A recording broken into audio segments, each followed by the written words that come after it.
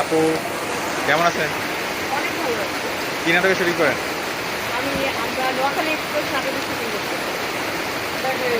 এই নাটক সম্পর্কে একটু বলেন।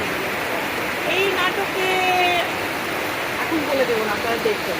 আমি এই নাটকে মোহিনী চরিত্রটা করতেছি। মোহিনী চরিত্রটা অনেক ভয়ঙ্কর একটা মহিলা। সে বিভিন্ন ছেলেদেরকে বিভিন্নভাবে উত্তপ্ত করে। আপনারা দেখবেন, দেখে বলবেন আপনাদের কেমন লাগছে। খাইতে আসেন দাও,